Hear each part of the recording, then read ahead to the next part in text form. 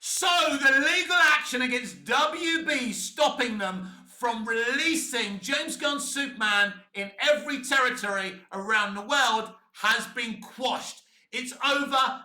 WB win. To be honest with you, this kind of action comes around every time they're going to release a Superman movie. I said at the time that they would have to quash it quickly, or this film would have to be delayed or postponed. They wouldn't have been able to release it because they wouldn't have released a film which they couldn't release in Australia, the United Kingdom. But WB have won the action. Let's talk about what it means. Welcome back to Movies TV Mad. I'm Mick, your host with the most. Just ask your girlfriends and your wives. You can follow me on X Twitter at Movies TV Mad, and on Instagram and on Threads at Movies TV Mad X, on TikTok Mad Mickey's World, and on Snapchat BMouth60. Mick, your host with the most. A very warm welcome to Saturday's edition of the DCU Daily. I know there's been a lot of nervous fans worried about this legal action and what it could mean. And every day in my DMs I've got, Mick, any updates on this legal action? Now there's another side of the fandom, sadly, that have wanted, the heirs of the, the Superman heirs to win this, so WB couldn't release this. Look, it doesn't, if that happens, then Snyder's stuff can't happen either. So I don't know why, it stops the Gunn Superman temporarily, because in the end, WB would have won this case anyway. They've got the better lawyers. And how did WB quash this case? Well, they've been very, very clever. There's a reason why they're using the Kingdom Come Superman insignia, because Siegel and Schuster didn't design it, didn't create it, and didn't invent it. I don't think Siegel and Schuster created the Forces of Solitude. I'm not sure, but I don't think they did. Now, there could be the similar reason why this isn't going to be an origin story movie. Maybe they won't use the word Krypton, right? Because I don't know who invented the word Krypton. I think it was Siegel and Schuster, but I'm not sure.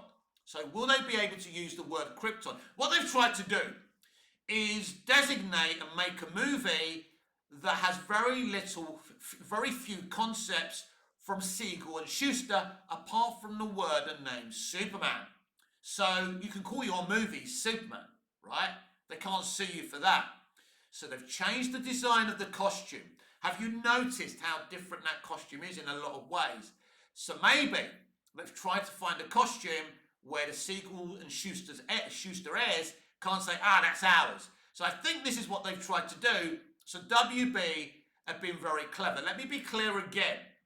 I believed if this case went on and on, they couldn't have released, as I said, they wouldn't have been able to release the movie. But I always believed, to be clear, that WB would win this case in the end.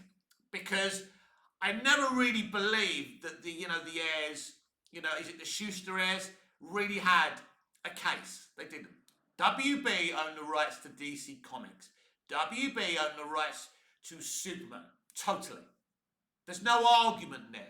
I don't even know what the heirs were smoking. Listen, they were just trying to be a fly in the ointment. That's obvious, right? That's what they were trying to do. Ultimately, we get the argument. Whose side should us, the fans, be on? The creators who were done dirty financially? Well, those creators are now gone. So I feel bad for them, and they should have got more money. They created one of the most amazing characters of all time. That was on them, and they weren't rewarded as much as they should have done, right? Should have been. And I absolutely agree with that. But these are the families. These aren't even the children, I don't think. I think these must be the grandchildren, whatever they are.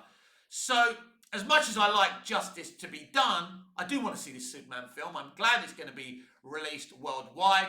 I mean, at this moment in time, it hasn't been banned in China or anything like that, but it could still be banned in China, I think. Actually, they started selling pre-tickets in Japan. So if anyone knows the numbers for that, any analysts out there who watch my channel, please at me. No need to DM me, just at me, at Movies TV Mad, over on X, Twitter. I will see you, I will respond to you, and I will give you a shout out and retweet you and favourite your reply to me as well, because that will be very, very interesting to see. None of us really know how well or how badly this film's going to do because we don't know what this film is. So how can we judge how this film is going to do? Because we don't know what it is. So this film is a very, very interesting test case. Everyone's relying on this movie. Fans, movie theatres, every studio wants this film to be successful. Because if this film, for example, let's talk about fantasy box office, right? I'm not saying this is what it's going to do, but let's talk about fantasy box office. Imagine this film makes on the upper scale of 2 billion. I'm not saying it is. That will be huge for theatres, for the industry, because we've got, Ted Sanderos saying that cinemas are a thing of the past and Netflix are saving Hollywood. I call BS on that. I think like Gen Z, the TikTok generation, really are not interested in cinemas and see it as an archaic thing. But this is where I think Hollywood have gone wrong.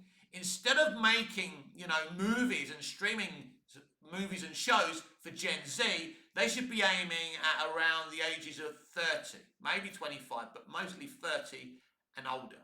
Because those people are absolutely interested in going to cinemas. So Sanderos is being very, very self-serving. And if Ted Sanderos's comments have annoyed you, like they did me, just unsubscribe from his service. That's the only language they understand. I believe that cinema is important. I think the experience of the movie theatre is brilliant.